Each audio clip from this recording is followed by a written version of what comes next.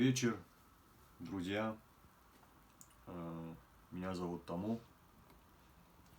Я решил по совету многих уважаемых мной людей попробовать сделать видеоурок игры на ладензе, так как считаю, что кто-то это должен был когда-то сделать, но на данный момент я так понимаю, что лучше меня пока что это никто не сможет сделать, к сожалению. Вот. Дело в том, что информация о ладензе есть, она есть в книгах у Бориса Галаева, у Феликса Алборова. Есть она и в атласе музыкальных инструментов народов СССР. Собственно, экземпляры ладенза есть и в музеях, в музее имени Глинки в Москве есть в Южной Осетии в музее Цхинвальском, не в Цхинвальском, а в доме музея Галати. Вот.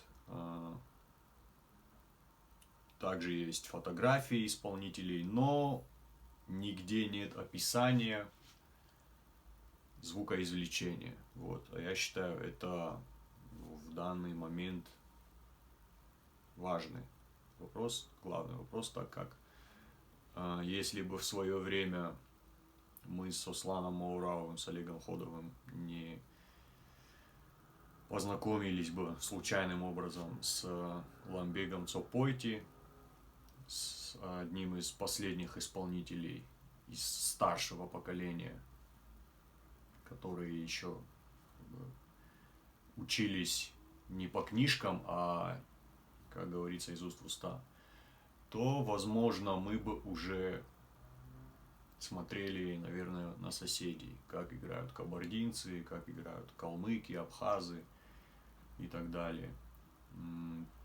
Что примечательно, осетинский способ звукоизвлечения отличается от способа соседних народов. И то, что мы успели познакомиться с Ламбегом Цопойти, это просто, большая удача, это минимум, что я могу сказать. Вот. Хочу вам продемонстрировать ладенз, который мне подарил Ламбег Цопойти. Вот. Это просто незамысловатые две трубки, одна всунута в другую.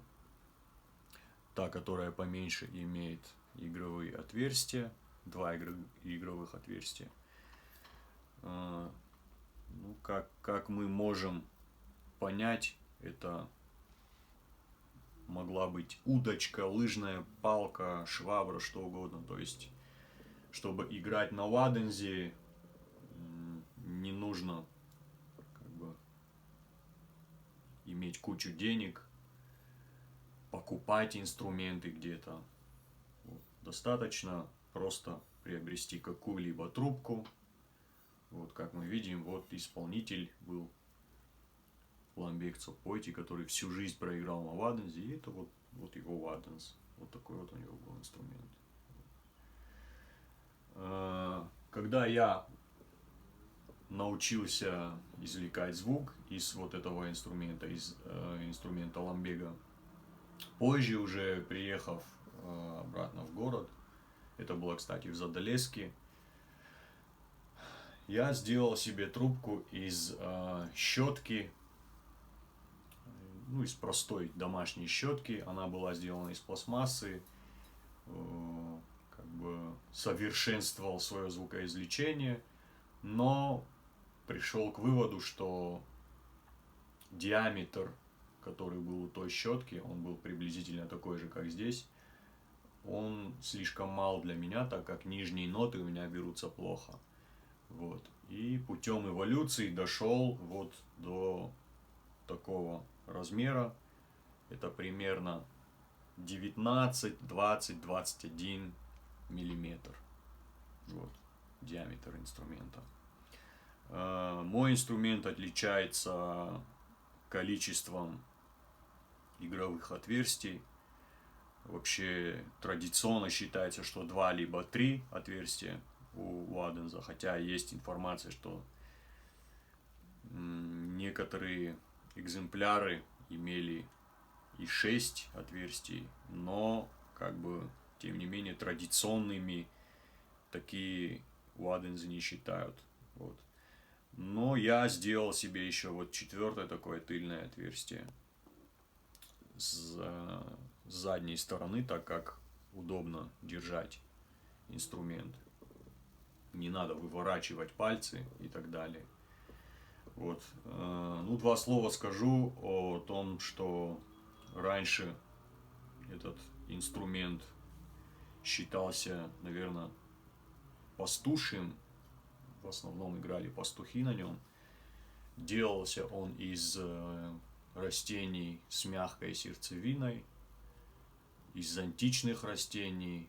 В определенное время года отрезался стебелек, высушивался, прочищалась мягкая сердцевина, прожигались отверстия, и какой-то, наверное, недолгий период инструмент служил для пастуха.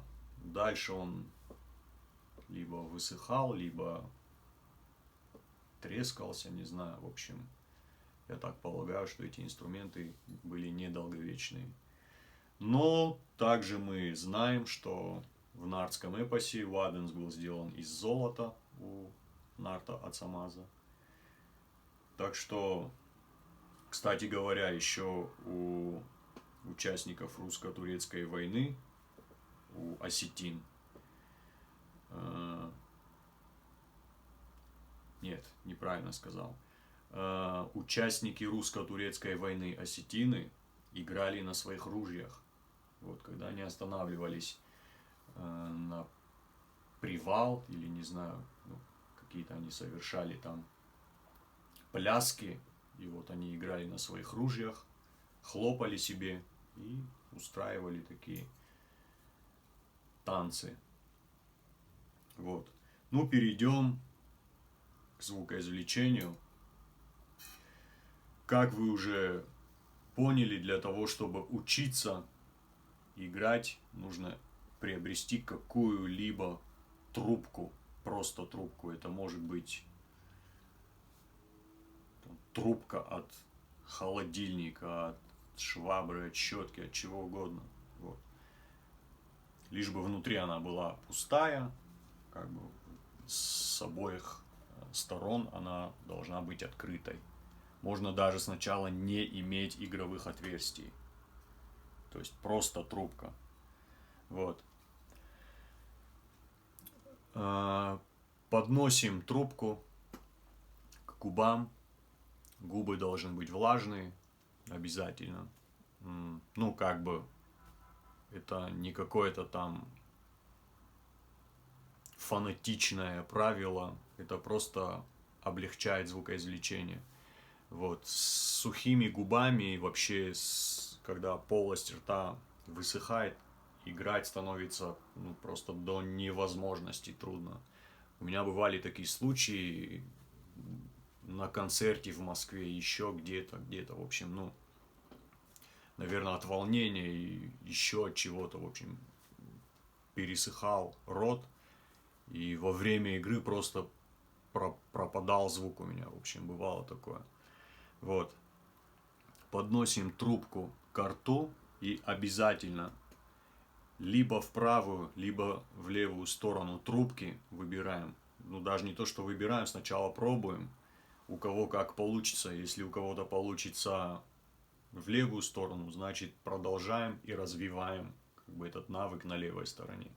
У кого-то получается правая сторона. Это уже просто как получится. Вот. Нужно просто дуть в одну из сторон. Ну, я буду дуть вот в левую сторону, так как я играю обычно так.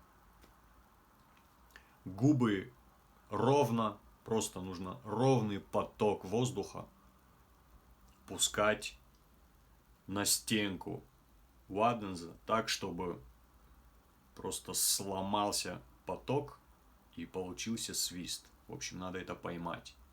Это ловится как бы иногда, ну, иногда можно за 10 минут поймать звук, иногда, как у меня было первый раз, 3 часа. Может быть, у кого-то больше. Но если вы хотите научиться, то, пожалуйста, не отчаивайтесь, если у вас сразу не получилось, если у вас не получилось в течение часа, ну, не отчаивайтесь, но обязательно добейтесь этого. В принципе, после того, как у вас пойдет звук, все остальное уже просто. В общем, самое сложное в этом инструменте – это извлечь первый звук. Итак,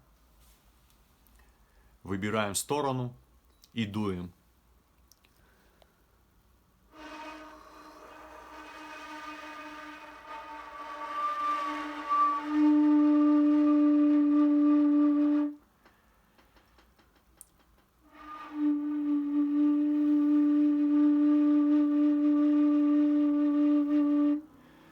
Что еще хочется сказать, у многих людей сразу начинается одышка, так как они дуют слишком усердно и как бы устают очень быстро, начинает кружиться голова.